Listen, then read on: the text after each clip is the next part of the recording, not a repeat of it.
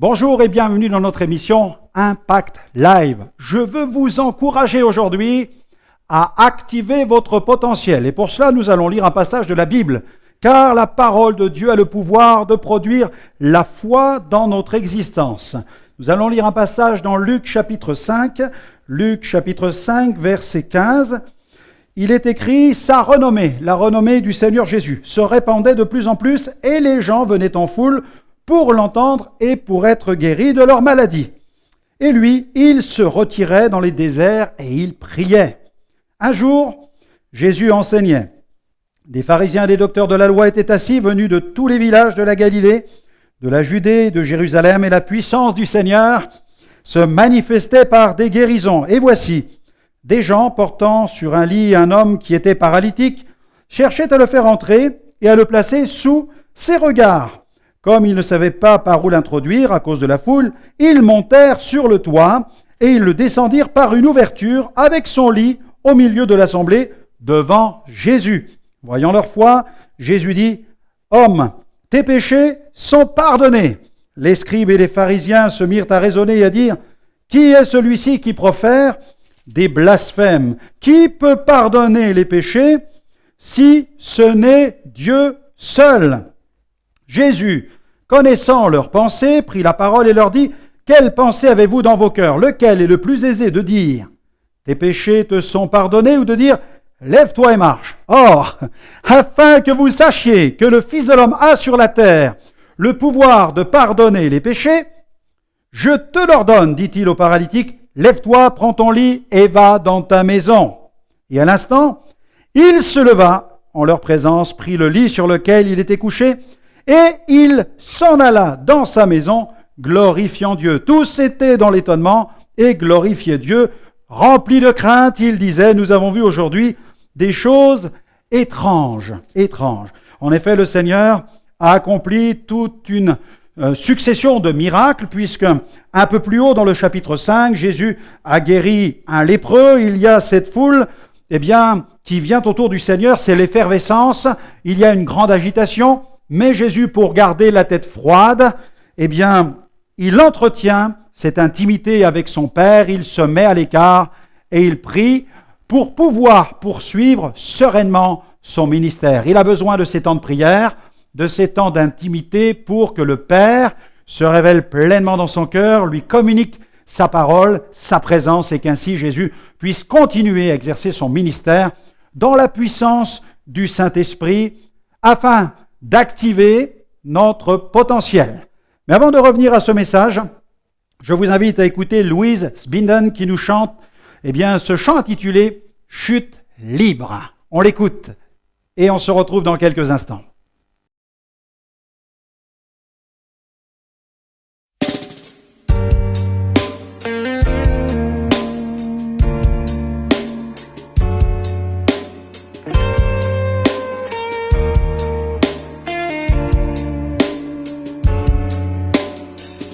J'avance la pointe du pied pour essayer de ne pas me tromper.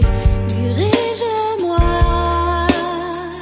je ne recule pas.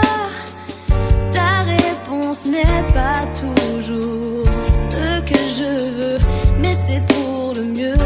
Apprends-moi à voir comme toi. Tes pensées, tes actions sont souvent contraires à ma façon de voir et de faire. C'est pourquoi tu me dis ne te fie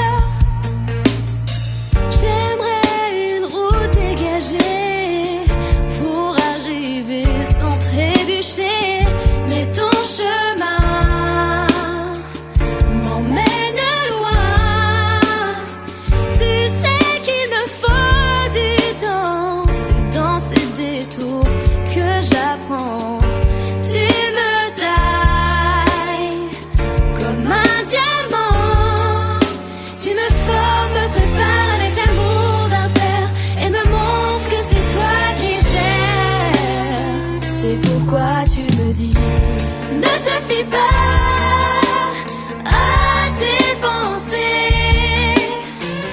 Tu dois me faire confiance sans douter. Fais de moi ton appui, je te guiderai dans la nuit. Soumets-toi à moi, dit le Seigneur. Laisse-moi diriger ton cœur. Hey, yeah. Hey, yeah. Hey, yeah.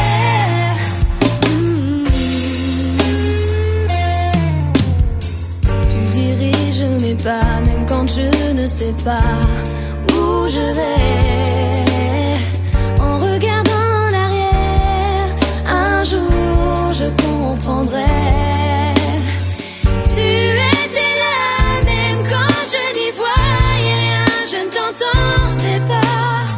Et je saute dans le vide, j'ai confiance en toi. Mon avenir est dans ta main, je te remets ma vie.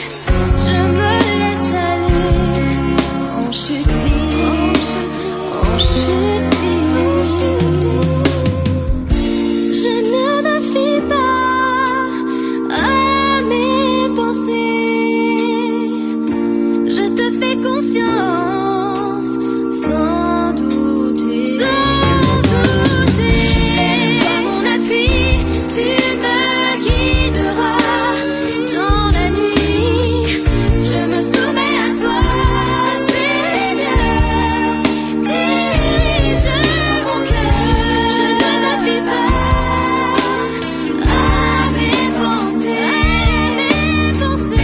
Je te fais confiance sans douter. Je fais de toi mon appui, tu me guideras. Tu me guideras. Je me soumets à toi, Seigneur. Dirige mon cœur. Hey, yeah. Hey,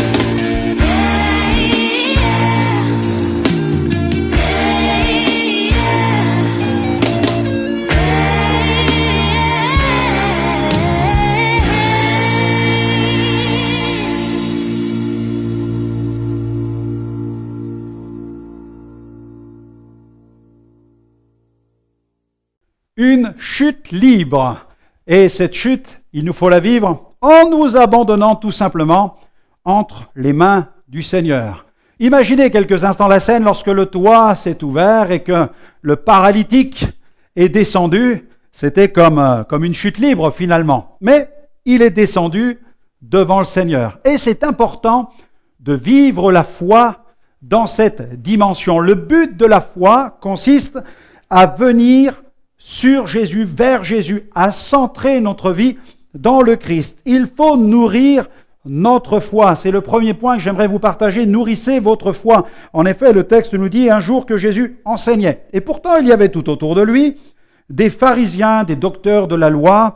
Lorsqu'on se penche sur ce récit biblique, on découvre qu'il y avait différentes écoles de pensée et que Jésus était scruté, il était examiné concernant tous ses propos, mais Jésus enseignait la réalité, les valeurs, les fondements concernant le royaume de Dieu. Et Jésus ne faisait pas seulement que d'enseigner des vérités concernant le royaume de Dieu, mais il manifestait le royaume de Dieu. On se souvient de cet entretien avec Nicodème sur la question de la nouvelle naissance, et ce théologien tout à coup est un peu déboussolé, il ne comprend pas la portée spirituelle du message de Jésus. Jésus qui lui dit « Il te faut naître de nouveau pour entrer dans le royaume de Dieu ». Et l'homme pense qu'il doit revenir dans le sein de sa mère pour naître, mais Jésus est en train d'employer un langage spirituel pour évoquer une expérience spirituelle, naître de nouveau. Et ce passage nous enseigne, deuxième point, eh bien, que Dieu veut manifester sa puissance par des miracles. Il manifestait sa puissance par des guérisons. J'ai eu l'occasion dans bien des pays du monde de voir la puissance de Jésus se manifester par des miracles. Une campagne en Argentine, à Malvinas, tout à coup, alors que je prêche, eh bien, des béquilles se lèvent, un infirme commence à marcher, des possédés sont délivrés, et j'ai été, et la foule qui était là, plusieurs milliers de personnes, était spectatrice des miracles accomplis par le Seigneur Jésus. Au nom de Jésus, les boiteux marchent, les aveugles voient, les sourds entendent, les muets parlent, les lépreux sont purifiés, les paralytiques sont guéris, mais surtout, le plus grand des miracles s'opère, les péchés sont pardonnés. Et cette histoire nous apprend, troisième point, que nous avons besoin d'un miracle fait maison, puisque le toit a été arraché, on a descendu le paralytique pour qu'il soit face à Jésus, sous ses regards, pour que la foi soit centrée sur le Christ, pour que cet homme reçoive cette parole du Christ. Votre foi doit arracher le toit, puisque la foi a le pouvoir de braver les obstacles. La foi étant nos limites. Je me souviens de cet enfant en Espagne pour laquelle j'avais prié. Il y avait toute la famille rassemblée, cette petite fille qui était malade, très souffrante. Et les parents m'avaient demandé de prier pour toute la famille. J'avais prié pour le papa, pour la maman, pour l'enfant. Ensuite, j'avais repris place sur l'estrade. Et puis, alors que je continue la réunion, je vois la fillette qui m'appelle, qui me fait signe de descendre. Alors je descends de l'estrade, je m'approche de l'enfant et la petite fille a pris ma main, elle l'a mise sur sa tête et elle a crié « Au nom de Jésus !» Au nom de Jésus. Et mes amis, à ce moment précis, l'enfant a été délivré. Elle venait d'arracher le toit. Votre foi doit arracher le toit si cette foi veut devenir une foi d'excellence. Verset 20 nous dit, Jésus, voyant leur foi, ça c'est la foi du miracle, ça c'est la foi qui brave les obstacles, c'est la foi qui renverse les murailles, c'est la foi qui a le pouvoir de nous sauver parce qu'elle est centrée exclusivement sur la personne de Jésus. Et à l'instant même, l'homme se leva, il prit son lit et s'en alla. Il entra à ce moment précis dans une nouvelle destinée. Sa vie a complètement changé. Votre vie peut changer maintenant si vous acceptez tout simplement de venir sous le regard du Seigneur Jésus. On peut le faire maintenant par la prière. Là où vous êtes, priez, dites « Seigneur, je veux cette foi qui arrache le toit, parce que je désire me présenter devant ta personne, devant ta seigneurie, ta royauté. Seigneur, je me place sous ton regard, regarde ma vie, pardonne mes péchés, brise mes chaînes et donne-moi une vie nouvelle, afin que je puisse me mettre en marche pour toi, me lever de mon lit d'infirmité, me lever de ce lit de péché, je puisse me mettre debout, marcher avec toi pour que le péché n'ait plus le pouvoir de clouer ma destinée à terre, mais que je puisse maintenant marcher pour toi, pour Dieu, je puisse maintenant te célébrer et t'honorer dans tous les domaines de mon existence. Seigneur, merci pour la vie que tu as préparée pour moi, au nom de Jésus. Amen. Cher ami, tu viens de faire le bon choix, tu t'es placé sous le regard du Seigneur et tu désires maintenant marcher avec lui. Alors ne t'arrête pas, mais poursuis cette merveilleuse aventure de la foi afin que l'Évangile produise un impact dans ton existence. On reste en contact ensemble. Je t'invite à me retrouver dans d'autres émissions où j'aurai le privilège de fortifier ta foi dans le Seigneur Jésus. À bientôt.